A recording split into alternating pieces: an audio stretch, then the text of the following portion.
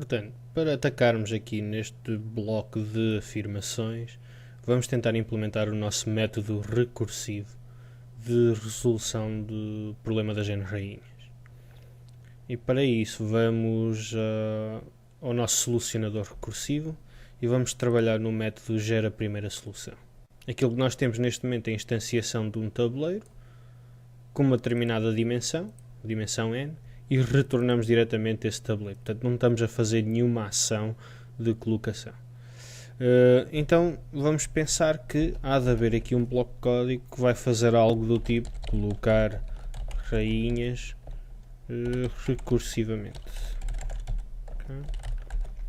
E se pensarmos nisto como sendo um método da nossa classe, podemos manter este método gera primeira solução bastante limpo. Okay?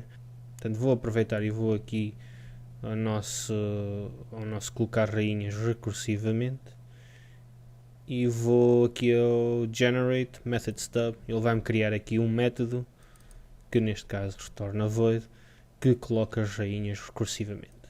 Recordando aquilo que nós definimos como sendo a implementação da solução através da recursividade, em cada uma das colunas íamos linha a linha testar se a rainha estava numa posição válida. Se sim, tentávamos colocar a rainha seguinte, caso contrário, voltávamos atrás e avançávamos novamente. Obviamente temos de fazer isto para todas as colunas, mas de certa forma o processo de colocação e teste funciona validamente para uma só coluna. Regressando aqui ao nosso código e para já ignorando todo o procedimento de colocação de rainhas, vamos pensar em colocar a rainha numa só coluna. E como é que isso é feito? Então podemos pensar aqui que vamos ter aqui um método que é interno à classe, não vamos ter acesso a ele do exterior, vai ser private. Eu vou começar aqui por um void, colocar rainha na coluna. Okay. Devo passar para dentro do método um parâmetro que indique qual é o índice da coluna. Portanto, eu vou chamar um inteiro com o índice da coluna, o número da coluna. Okay. Para todos os efeitos, este método tem que retornar algo a indicar se houve sucesso ou não.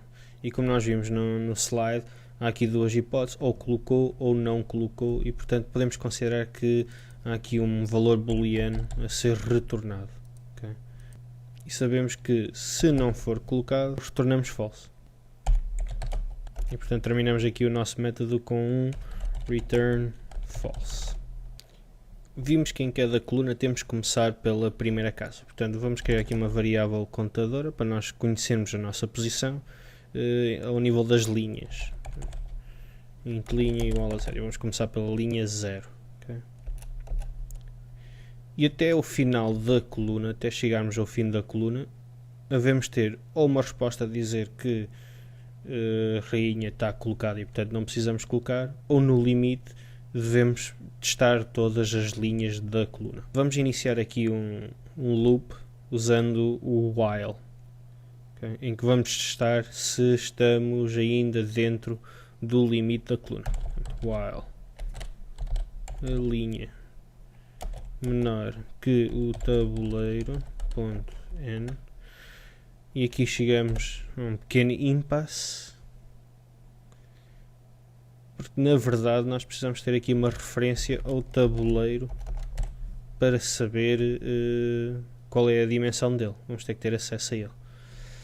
Para isso, podemos olhar aqui, nós estamos a instanciar o tabuleiro dentro do gera primeira solução e ele fica fechado apenas a este espaço. Vamos então torná-lo um atributo da classe. Portanto, nós quando criamos um solucionador recursivo, estamos a criar um solucionador recursivo com um determinado tabuleiro associado a ele. Então vamos ter aqui um tabuleiro e vamos iniciá-lo aqui em gera primeira solução. Portanto, sempre que iniciamos o gera primeira solução, vamos inicializar o tabuleiro. E portanto esta função continua válida, funciona da mesma forma. Aqui é que já podemos ter acesso à propriedade n do tabuleiro. No entanto, o tabuleiro ainda não expõe o n. Portanto, essa é uma modificação que nós devemos fazer e na classe tabuleiro essa exposição à partida será através de uma propriedade só de leitura, eventualmente com o mesmo nome N.